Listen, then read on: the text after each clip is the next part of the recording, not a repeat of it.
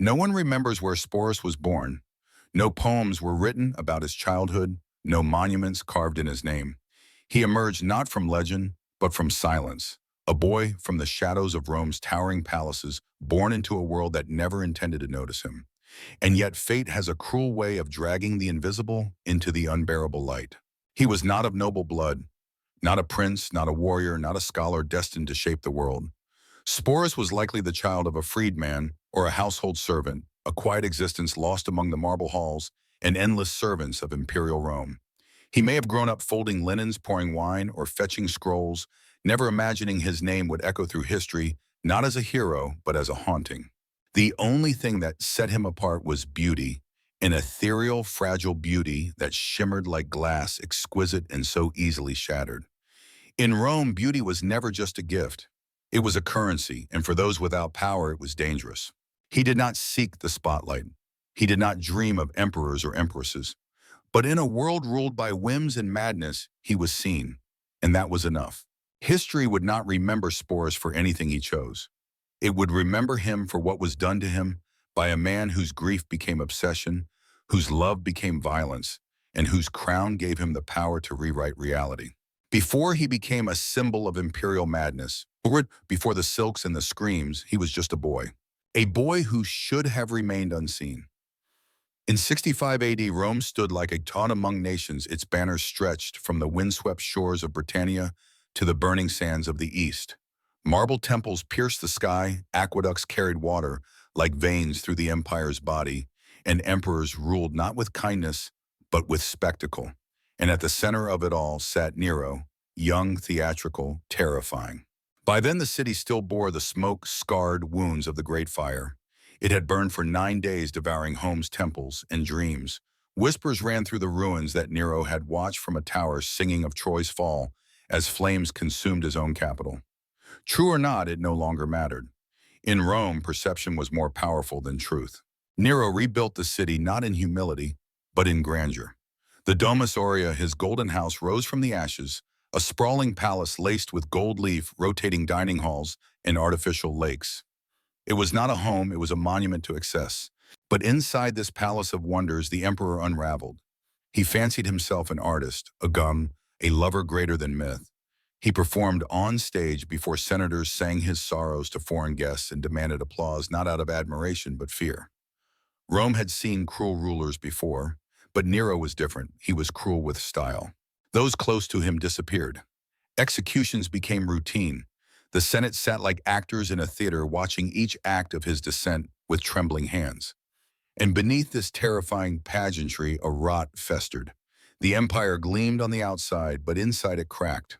It was in this world where reality bent to madness and beauty could kill that Sporus lived. Not yet chosen, not yet destroyed, but already far too close to the fire. Before Sporus, there was Poppaea. Poppaea, Sabina Nero's second wife, was known throughout Rome for her beauty, wit, and ambition. She had risen through the ranks of courtly power like a flame catching silk, leaving behind one husband, then another, until she stood beside the emperor himself. To Nero, she was more than empress. She was his obsession, his mirror, the fragile anchor of his unraveling mind. But in 65 AD, Poppaea died. The official records whispered of childbirth complications. The darker rumors, far more enduring, claimed that Nero had struck her in a fit of rage, kicking her in the stomach while she was pregnant. No one dared ask the truth, not in public.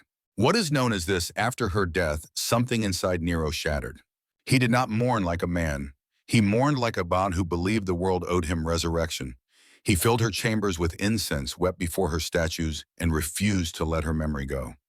Rome, always eager for spectacle, watched uneasily as grief gave way to madness. The emperor began searching not for peace, but for a replacement. Not a new woman, but the same woman. He didn't want love. He wanted her again, reborn, redefined, obeying. That is when his gaze fell on Sporus. A young boy in the imperial household, Sporus did not seek attention. He was quiet, graceful, and tragically, fatally beautiful. To Nero, he looked like Poppaea, and that single resemblance, that flicker of a ghost in a boy's face, was enough to seal Sporus's fate.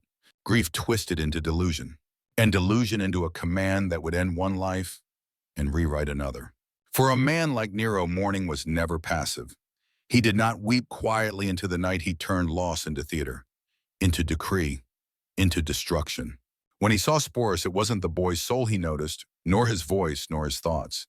It was the curve of a cheek, the softness of a gaze, a ghost's echo carved into living flesh. To Nero, Sporus was not a person. He was a canvas, a vessel, a means to resurrect Poppaea not with miracles, but with mutilation. The order came swiftly. No discussion, no plea, just an imperial command. Sporus was to be castrated. The procedure was not an act of healing. It was violence masked in protocol. Imperial physicians sworn to obey carried it out in the cold luxury of the palace. There were no trials, no crimes, just a boy trembling and terrified reduced to silence beneath marble ceilings that would never speak of what they witnessed.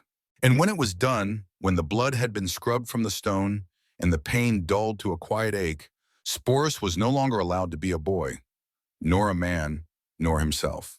He had become Sabina, a name not his, a role not chosen, a body no longer his own.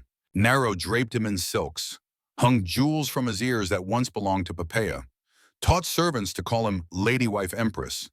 The imperial court, paralyzed by fear, played along. They bowed, they smiled, they congratulated the emperor on his new bride while their eyes screamed what their mouths could not. Sporus had not only lost his body, he had lost his name, his past, his right to be real. And in the eyes of the empire, the play had only just begun. The wedding was not a celebration, it was a ritual of erasure. Nero, draped in imperial robes, stood before his court with a twisted smile. Beside him, Sporus, no longer dressed as a boy, but as an empress, walked slowly beneath layers of perfumed silk. A golden veil covered his face. His steps were practiced, silent, hollow. The ceremony mimicked every sacred Roman rite, the clasping of hands, the exchange of vows, the presentation of gifts. But what stood before Rome was not a couple, it was a performance, a parody, a grotesque theater where the corpse of Poppaea was played by a child whose voice had been stolen. Sporus was married to the man who had ordered his mutilation. He was kissed by the mouth that once screamed at a dying woman. And the guests, they applauded. Politicians, priests, poets. They clapped and smiled, choking on their disgust, too afraid to look away. From that day forward, Sporus was no longer allowed to be Sporus. He became a living relic, a shadow of a memory, a walking illusion. He sat beside Nero at public feasts dressed in violet and gold. He rode in carriages carved with the emblems of empresses. He was summoned to dinners not as a guest, but as a symbol of power, of madness, of what an emperor could take and remake. But behind the painted eyes, behind the jeweled hairpins and forced smiles, Sporus was vanishing. Every gesture, every breath, every word spoken in a voice that wasn't truly his took something from him. Piece by piece, day by day, he was no longer living for himself. He was performing for a man who wanted the dead to live again. And the cost was everything he had ever been. It was the grandest wedding Rome had seen and the most horrifying. Nero spared no expense. The palace was filled with incense, music, roses, and terrified guests. At the center of it all stood Sporus, cloaked in Poppaea's wedding garments, his body still healing from the violence done to make this day possible. He said nothing. He couldn't. Nero, smiling as if touched by the gods, placed a ring on Sporus's finger and called him my wife. The crowd cheered, not out of joy, but out of fear. No one dared look away. No one dared speak the truth. The rituals were sacred, but this was blasphemy in disguise. A child mutilated and renamed wed to a grieving tyrant in the shadow of delusion. Sporus wasn't a partner. He was a replacement, a prop, a beautiful lie meant to keep madness company. That day, Rome witnessed not love, but possession dressed in gold. And from that moment on, Sporus was no longer seen as human. He was the empress of a dead dream, an unwilling ghost in the arms of an emperor who refused to let the past stay buried. After the wedding, Sporus lived as an empress, but only in title. Day after day, he was paraded beside Nero like a jeweled specter. At theater performances, public banquets, imperial tours, he smiled because he had no other choice. Dressed in flowing gowns draped in pearls that once belonged to Poppaea, he walked in silence, a boy forced to play the part of a dead woman. Every gaze, every whisper, every stage gesture reminded him he was not himself. He was a memory brought back to life for someone else. And then the empire began to crumble. Nero's madness deepened. His enemies grew bolder, and eventually the people turned. When Nero fled Rome in disgrace, Sporus went with him, still in silks, still silent, still playing the role he never chose. He watched the emperor unravel completely mumbling of theatrical suicides and lost glory before finally plunging a blade into his own throat. But Sporus' nightmare didn't end with Nero's death. He became property passed from one powerful man to another like a cursed relic. Galba, Otho, then Vitellius. It was Vitellius who planned the final humiliation to throw Sporus into the arena, reenacting the myth of a maiden's rape before thousands. Rather than be violated again this time publicly, Sporus chose the only act of rebellion left to him. He ended his life, and in doing so reclaimed a sliver of dignity in a world that had stolen everything else. Sporus did not die in the arena. He died in defiance before the crowd could gather, before the cruel laughter could begin. In that final act, he reclaimed what Rome had stolen, the right to say no. He had been stripped of his name, his voice, his body, his future. They gave him silks, but took his skin. They crowned him empress, but buried the boy. For years, he lived as a reflection of someone else's grief, someone else's desire, someone else's delusion.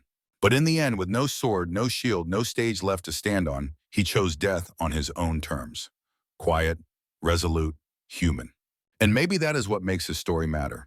Not because he was powerful, not because he changed the world, but because he endured longer than most would have, and still in his last moment whispered a truth the empire refused to hear. I am not yours. Rome did not build a statue for Sporus. No marble bears his likeness.